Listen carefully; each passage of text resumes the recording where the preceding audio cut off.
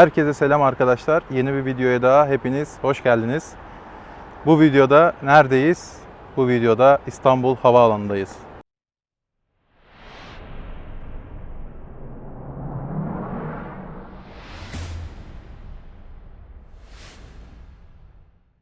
Peki bu videoda ne yapacağız arkadaşlar? Bu videoda spotterlık yapacağız. Yani havacılık fotoğrafçılığı ve uçakların şurada arkada pistte fotoğraflarını çekeceğiz. Bunu siz de yapabilirsiniz.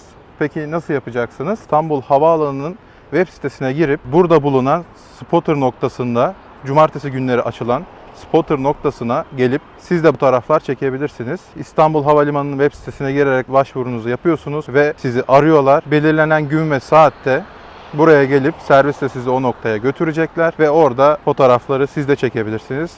Biz de bugün geldik, şimdi İstanbul Havaalanı'ndayız ve belirlenen saati bekliyorum. Bu arada videonun girişini çekmek istedim size. Burada bugün hangi lensle çekim yapacağız? Benim yanımda 70-200 mm lens var. 70-200 ile ben bugün çekim yapacağım. Siz de hani elinizde 70-200 olur olmaz veya daha yüksek milimetreli objektifler olabilir. Uçak fotoğrafları, yani havacılık fotoğrafçılığı yaparken daha çok teleobjektifler kullanılıyor bildiğiniz üzere. Ama geniş açılı lenslerle de çok daha böyle kompozisyonlu fotoğraflar çekebilirsiniz. Dediğim gibi ben bugün 70-200 kullanacağım. Ayarları vesaire o alana geçtiğimizde size yine anlatırım. Bakalım nasıl bir gün olacak. Şimdi buluşma noktamıza gidelim. Oradan servise binip seyir terasına, yani spotter noktasına gidelim. Orada yine görüşürüz. Şunu da belirtmek isterim arkadaşlar. Bu havacılık fotoğrafçılığına senin merakın var mıydı? Daha önce hiç böyle bir şey yapmamıştın diyenler varsa diye.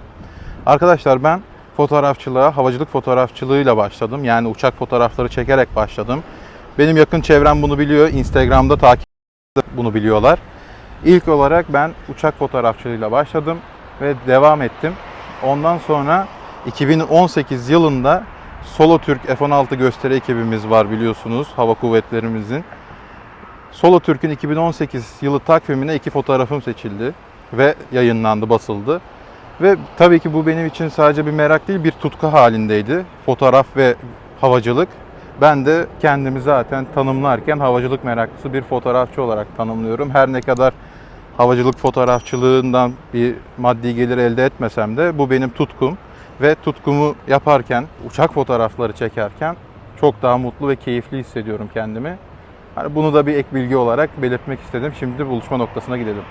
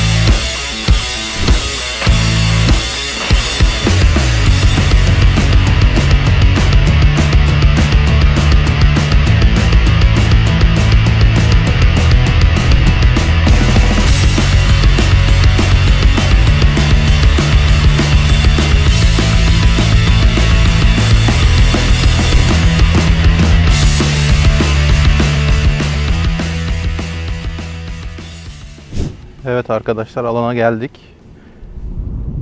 Şöyle bir kapalı alan var ve arkamızda 3-4 birinci pist gözüküyor. Bu taraftan inişleri çekiyoruz. Şimdi size makine ayarlarından biraz bahsedeyim. Şöyle durayım. Makinede uçak çekerken hareketli bir obje çekeceğiniz için dikkat etmeniz gereken belli başlı ayarlar var. Örneğin netleme motorunun ayarı. Bazı markalarda AFC, bazı markalarda Al Servo diye geçiyor. Yani takip eden netleme noktası ayarına getirmeniz gerekiyor. Çünkü hareketli bir obje çekiyoruz ve netliğin sürekli onu takip etmesi gerekiyor. İkincisi, çok hızlı bir obje çekiyorsanız ve çekeceğiniz uçak jet motorluysa herhangi bir pervane motorlu değilse ben enstantane değerini mümkün olduğunca yukarı çekmeye çalışıyorum. Örneğin 1/800, 1/1000 veya daha fazlası. Çünkü jet motorlu uçaklarda hareketli ve hızlı olduğu için net yakalayabilmek için değerimizi üst seviyede tutuyoruz. Ancak pervaneli uçak çekeceksek bu durum biraz değişiyor. Pervaneli uçaklarda enstantane değerimizi biraz daha düşük tutmamız gerekiyor. Örnek vermek gerekirse 1/300, 1/250 veya 1/400 gibi. Çünkü pervaneli motorlu uçaklarda o pervanenin hareket fluluğunu yakalayabilmemiz gerekiyor ki motorları duruyor pozisyonunda algılanmasın. Çünkü yüksek enstantaneyle ile çekersek pervanenin pallerini donduracaktır o. Bu da motorun çalışmıyor izlenimi verecektir. O yüzden hem uçak olsun hem pervane olsun enstantane değerimizin nispeten daha düşük seçerek hareket fluluğunu yakalamaya çalışıyoruz. Uçak fotoğrafçılığında, havacılık fotoğrafçılığında genellikle bu şekilde yapılıyor. Şimdi şöyle arkamda görüyorsunuz, insanlar bayağı kalabalık bugün. Karşımızda meşhur İstanbul Havalimanı Kulesi var. Ve bu kule ile birlikte güzel kompozisyonlar da çıkartabilirsiniz. Videonun başında da söylemiştim. Geniş açı lensler kullanılarak bu tarz kompozisyonlu fotoğraflar çekilebilir. Biz ne yapıyoruz şu anda burada?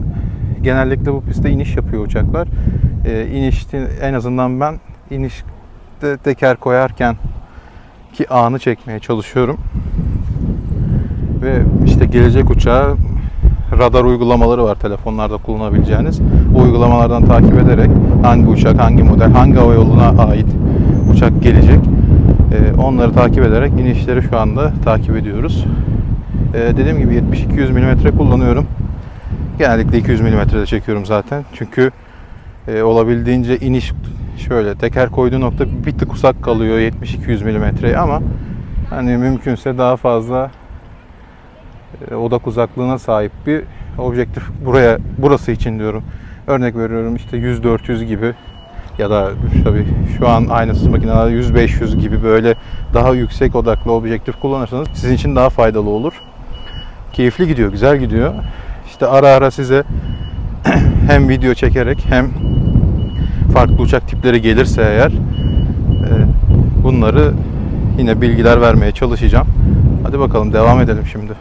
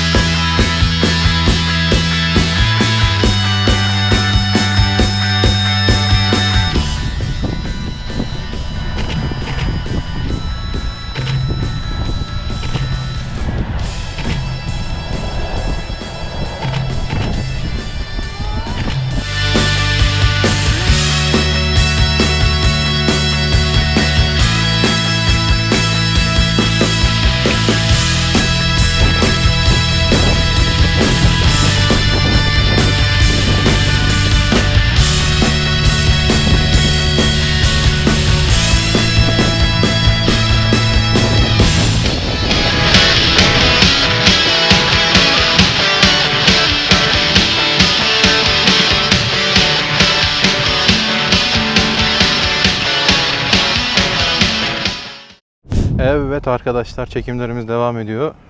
Şimdi yüksek enstantane ile fotoğraflar bayağı çektik. Yani bol bol istemediğimiz kadar bol bol yüksek enstantane ile fotoğraflar çektik. Şimdi ben diyorum ki pist bizim bulunduğumuz şuradaki noktaya paralel gidiyor.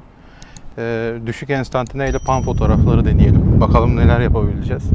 Ben başlangıç olarak 1/20 seçeceğim. Enstantane değerimi bakalım. Güzel pan fotoğrafları çekebilecek miyiz? Eğer çekebilirsek çok güzel pan fotoğrafları burada çok güzel çıkacak. Çok güzel olacağını düşünüyorum. Bakalım şimdi neler olacak göreceğiz. Hadi devam.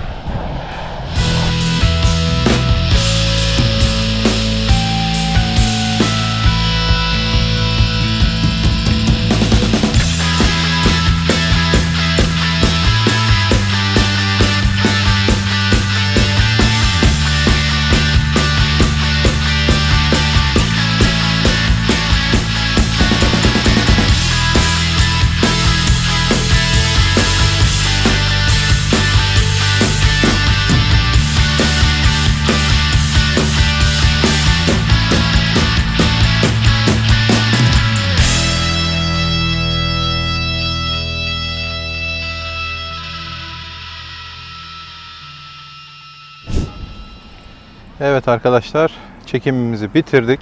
Yani burası saat olarak 2.30 ile 5.30 arasında açık. Çekimlerimizi yaptık, pan denedik.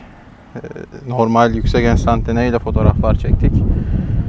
Kısaca değerlendirmek gerekirse burada eğer siz yüksek enstantane hızıyla uçağın piste teker koyduğu anı yakalamak istiyorsanız kesinlikle yüksek odaklı bir objektife ihtiyacınız var. Çünkü çok uzak kalıyor. Uzak kaldığı için ve havada sıcak olduğu için pistteki bu sıcak hava dalgası fotoğrafın keskinliğini azaltıyor ister istemez. O yüzden daha yüksek objektifli lenslerle gelirseniz, eğer o tarz kare çekmek istiyorsanız yüksek odaklı objektiflere ihtiyaç olacak burada. Ama tam önümüzden, yani şuradan geçerken pan deneyebilirsiniz, pan tekniğiyle. Yani arkasının, objenin ya da uçağın arkasının flu, uçağın net olduğu hareketli bir fotoğraf isterseniz çok ideal. 2.70-200 burada çok iş görüyor. Daha düşük, örnek veriyorum, kit lens 18-140, 18-105 gibi lensler de iş görecektir. Ama keyifli bir yer, güzel bir yer. Ücretsiz ikramlar veriyorlar. Soğuk içecek veriyorlar. Tuvalet imkanı var. Güzel, keyifliydi. Benim gibi bir havacılık meraklısı bir fotoğrafçı olarak çok keyifli bir gün geçti. Buradan İstanbul Havalimanı'na da teşekkür ediyoruz bu imkanı bize sağladığı için. Bir sonraki videoda görüşmek üzere.